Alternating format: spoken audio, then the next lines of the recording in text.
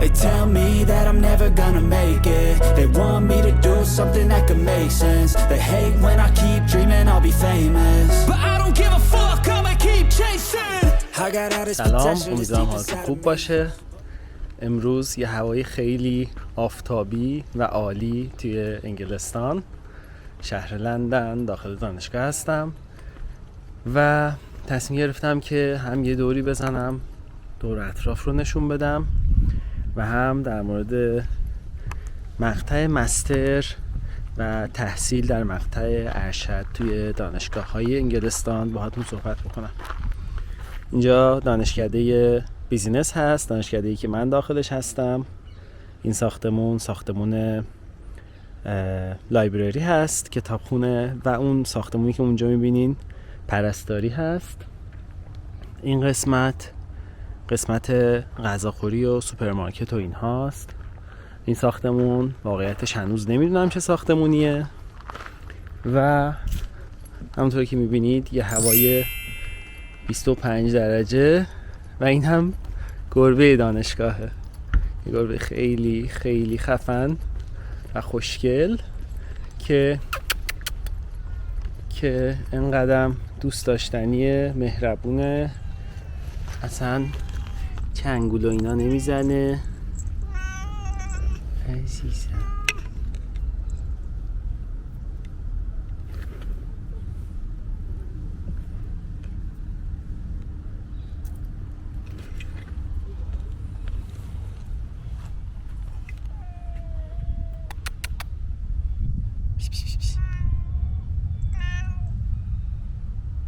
آره، داشتم عرض می‌کردم خدمتتون. میخوام در مورد مقطع ارشد، چگونگی تحصیل، بیشتر واحدهای درسی، اینکه امتحانات چجوریه و همه این مطالب صحبت بکنم. یه جایی پیدا بکنم برای نشستن و توضیحات کامل رو بدم بهتون.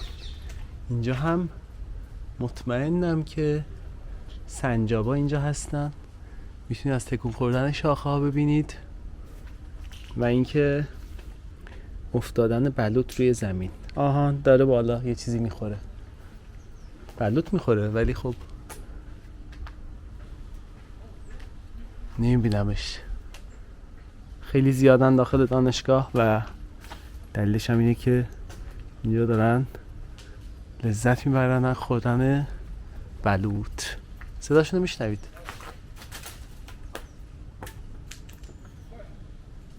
دقیقاً اونجا دارن میخورن و اون چیزایی را که هم نمیتونن بخورن میندازن پایین. اونجا یکیش هست.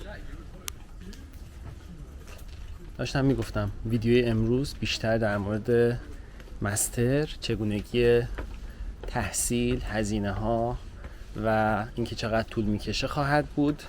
یه جای پیدا بکنم بشینم و براتون توضیح بدم. اینجا یه مسیری هست که مسیر پیاده روی داخل کمپوس دانشگاهه، میاد میرسه به همچین جایی. الانم تقریبا ساعت 5:20 است و یه ساعتی تا غروب آفتاب فعلا وقت داریم. خب بریم سراغ صحبت کردن در مورد مستر 1 ساله. آره 1 ساله. چرا؟ چون که انگلستان مسترش 1 ساله هست، برخلاف خیلی کشورهای دیگه که مسترشون 2 ساله هست. این 1 ساله بودن میشه گفت مزیت بزرگی هست. دلیلش چیه؟ دلیلش این هست که وقتی شما مستر رو 1 ساله میخونید، 1 سال دیگه میشه گفت از عمرتون ذخیره میشه براتون و میتونید اون رو به صورت دیگه ای استفاده بکنید. مثلا اگر مستر 2 ساله باشه و فکر کنیم که میخواین از هزینه خودتون این رو بخونید، به هزینه ها هم میرسیم، هم هزینه زندگی هم هزینه دانشگاه. فکر کنید مثلا توی کانادا یا آمریکا که مستر 2 ساله هست، شما یک سرمایه گذاری حدوداً $60,000 انجام دادید برای 2 سال و بعد از 2 سال شما یه مدرک دارید و قراره برید اینترنشیپ، کارآموزی برای شرکتی کار بکنید و بعد از 3مین سال میتونین شما اون هزینه‌ای که کردید رو، حالا 3.5 سال اون هزینه‌ای که کردید رو میتونین در بیارید. حالا کانادا یه ذره دیرتر، آمریکا یه ذره بهتر توی کشورهای اروپایی هم مثلا اگه توی آلمان بخواید درس بخونید باز 2 ساله، ولی بعضی کشورهای اروپایی مثلا هلند یا دانمارک مستر 1 ساله و 2 ساله دارن. خود انگلستان هم مستر 1 ساله داره، هم مستر 2 ساله، ولی بعضا مسترهای 2 ساله بیشتر اونهایی هستن که ریسرچ بیسد هستن. انگلستان مسترهاش هم تاوت بیسد هست هم ریسرچ بیسد هست. البته تاوت بیسد هم اینجوری هست که شما آخرش یه پروژه پایان کار داریم و میتونیم بعدش دکترا بخونید، چون بعضی از کشورها وقتی شما توی ایران مثلا توی آموزش محور اگه بخواید بخونید دیگه نمیتونید به دکترا اقدام بکنید، حتما باید تحقیق بکنید، حتما باید آموزش ریسرچ رو داشته باشید. ولی انگلستان شما میتونید بعد از این دکترا هم بخونید و این هم خودش یک مزیتی است. در مورد هزینه ها اینجوری میخواستم بگم بهتون که وقتی شما اینجا یک مستر 1 ساله خوندید، بعد از اتمامش وقتی وارد بازار کار شدین، حالا یه دوره کارآموزی هم گذروندین، میتونین توی 1 سال تا 1.5 سال اون پولی که هزینه‌ای که کردید رو بذارین سر جاش و بعد از 2 سال که توی خیلی کشورها مسترتون رو فقط گرفتین و دنبال کار هستین، اینجا بعد از 2 سال و 2.5 سال اون هزینه‌ای که سرمایه گذاری کردید رو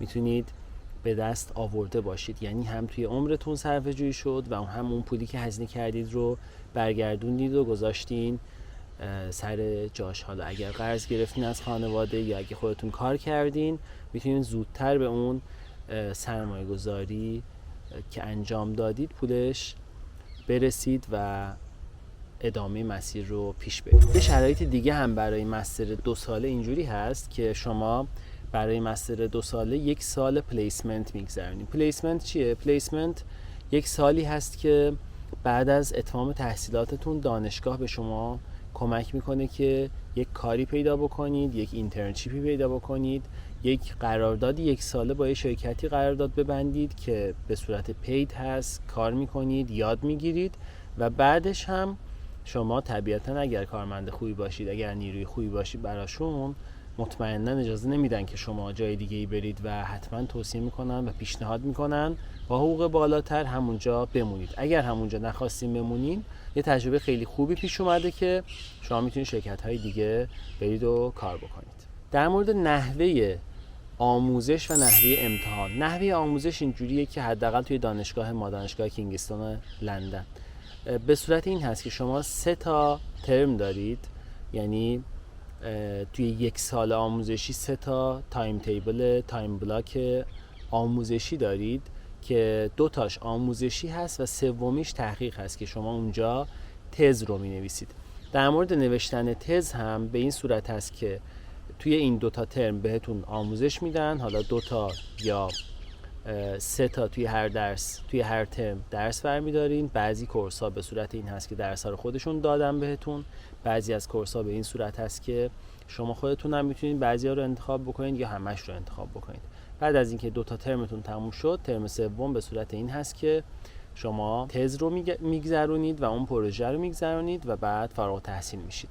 نکته خیلی مهم و متفاوتی که توی انگلستان و توی دانشگاه ما هست این هست که شما با توجه به اون اساینمنت ها و کارهایی که طول ترم انجام میدین و از شما خواسته میشه نمره بهتون داده میشه. دیگه امتحانی وجود نداره. توی بعضی کشورها فقط بر اساس امتحانه، توی بعضی کشورها بر اساس پروژه کلاسی و بر اساس امتحانه، ولی اینجا فقط بر اساس امتحانه.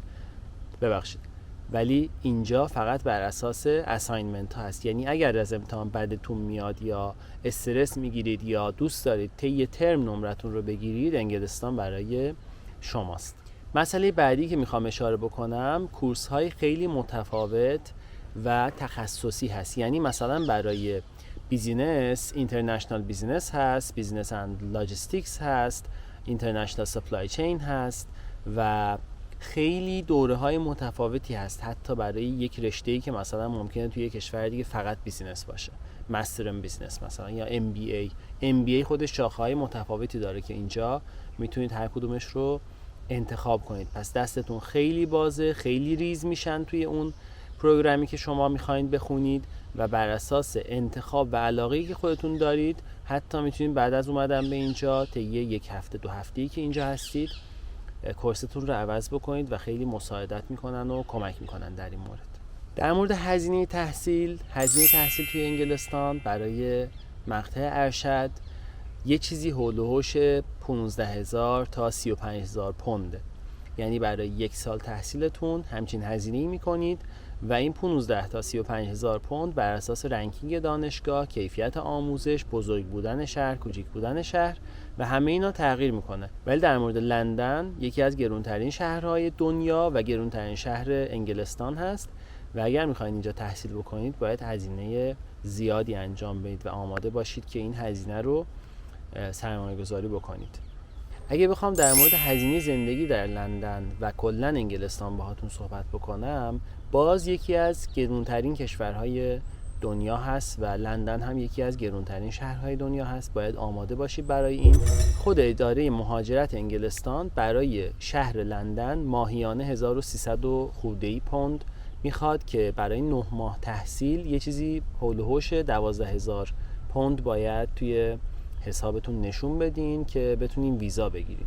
ولی خب این علاوه بر این هزینه دانشگاهتون هم باید توی حسابتون باشه. یعنی اگر هزینه دانشگاه 1 ساله 20,000 پوند هست، برای لندن 12,000 پوند و برای شهرهای دیگه حدوداً یه چیزی کمتر از 10,000 پوند یا حدوداً 10,000 پوند باید توی حسابتون نشون بدین که بتونید ویزا بگیرید. من توصیه‌ام اینه که این پول اگر واقعاً دارید یا میتونید تهیه بکنید با فروش چیزی این حرکت رو انجام بدین و بیاین توی انگلستان تحصیل بکنید.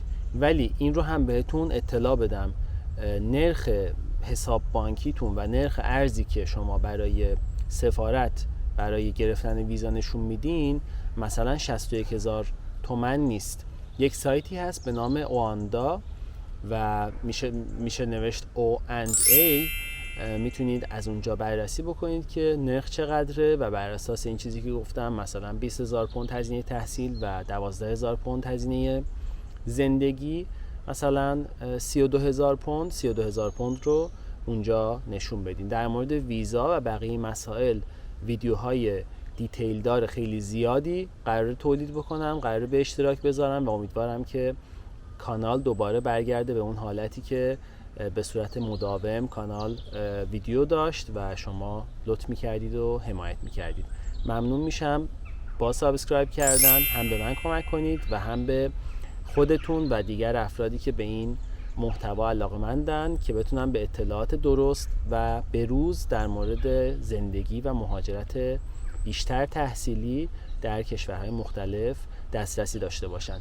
اگر در مورد خدمات، در مورد مهاجرت به انگلستان، در مورد مهاجرت به ترکیه، هلند، آمریکا و کانادا و در کل کشورهایی که شرایط زندگی و تحصیل برای ایرانی ها خوب هست نیاز به خدمات بیشتری داشتین، از طریق اینستاگرام یا تلگرام که آدرسش توی کانال یوتیوب هست میتونین به من پیام بدین و اگر تونستیم اول راهنمایی بکنیم و اگر بیشتر تونستیم کمکتون بکنیم و نیاز به کمک داشتین بتونید از خدماتمون استفاده بکنید تا با توجه به سابقه 8-9 ساله‌ای که توی این زمینه داشتم و داریم بتونیم بهتون کمک بکنیم. ممنونم که ویدیو رو تماشا کردین. امیدوارم ویدیو خوبی بوده باشه، مفید بوده باشه براتون و فعلا تا ویدیوی بعدی خداحافظ. ارادت. They tell me that I'm never gonna make it. They want me to do something that could make sense. They hate when I keep dreaming I'll be famous, but I don't give